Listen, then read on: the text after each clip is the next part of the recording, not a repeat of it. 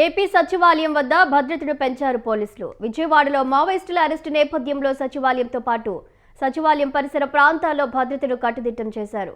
మావోయిస్టులు విజయవాడ పరిసర ప్రాంతాల్లో రెక్కి నిర్వహించడంతో భద్రతను పెంచారు.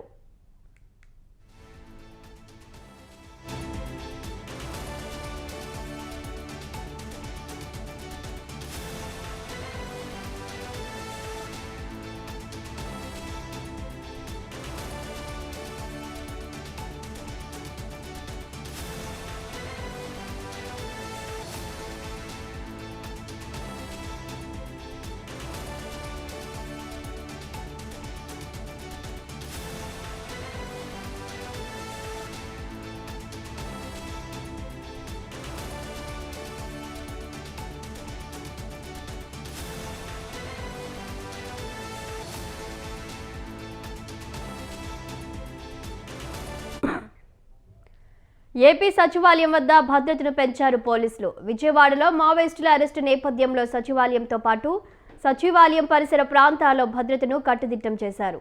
మావోయిస్టులు విజయవాడ పరిసర ప్రాంతాల్లో రెక్కి నిర్వహించడంతో భద్రతను పెంచారు. ఇక దీనిపై మరింత సమాచారం మా ఏపీ బ్యూరో చీఫ్ అలీం అందిస్తారు. అలీం, ఆంధ్రప్రదేశ్ లో ఈ మధ్యన మావోయిస్టులకు సంబంధించిన ఎన్కౌంటర్లు జరిగిన నేపథ్యంలో భద్రతా చర్యల్ని బాగా పెంచడం జరిగింది. ఇందులో భాగంగా సెక్రటరీకి సంబంధించి కూడా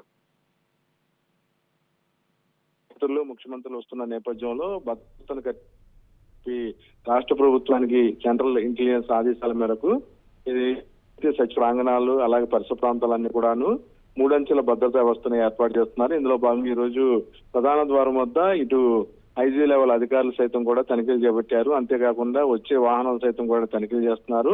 ఇప్పటికే సచివాలయ ప్రాంగణం అంతా కూడాను అనుమానిత వ్యక్తులు ఎవరున్నా సరే రాని పరిస్థితి అక్కడ నెలకొంది. అంతేకాకుండా ఎవరైనా విజిటర్స్ వస్తున్నా సరే వారి ఆధార్ కార్డు అలాగే దానికి సంబంధించిన వివరాలన్నీ కూడాను తీసుకోవడం జరుగుతుంది. ఎందుకంటే మావోయిస్టు ప్రభావిత ప్రాంతాలు ఆంధ్రప్రదేశ్ కూడా లిస్ట్ లో ఉందని ఇంటెలిజెన్స్ రిపోర్ట్ వచ్చిన నేపథ్యంలో కొన్ని భద్రతా చర్యలు తీసుకోవాలని చెప్పి కేంద్ర ఇంటెలిజెన్స్ హెచ్చరికల నేపథ్యంలో రాష్ట్రం కూడా అలర్ట్ అయింది. ముఖ్యమంత్రి అలాగే ఉప ముఖ్యమంత్రి పవన్ కళ్యాణ్ తో పాటు మొత్తం మంత్రులు వెళ్లే క్యాన్వాన్ వీటినన్నింటినీ కూడాను భద్రతా చర్యలు మరింతగా చేపట్టాలని చెప్పి కూడాను హోంశాఖ మంత్రి అనిత కూడా ఆదేశాలు జారీ చేశారు. ఈ నేపథ్యంలో రాష్ట్రంలో ఎక్కడ ఎటువంటి ప్రాంతాలున్నా తలపై ప్రజలు సంబంధించి సమాచారం కూడా ఇవ్వాలని చెప్పాను సూచించడం జరిగింది. ఏదేమైనా సరే మావోయిస్టులు రంపచోరవడం అలాగే విజయవాడ అమరావతికి ఆనుకుని ఉన్న ప్రధాన నగరంలో కూడాను మావోయిస్టుల కదలికలు ఉన్న నేపథ్యంలో భద్రతా చర్యలను మరింత కట్టుదిట్టం చేశారు. అందులో భాగంగానే సచివాలయంలోని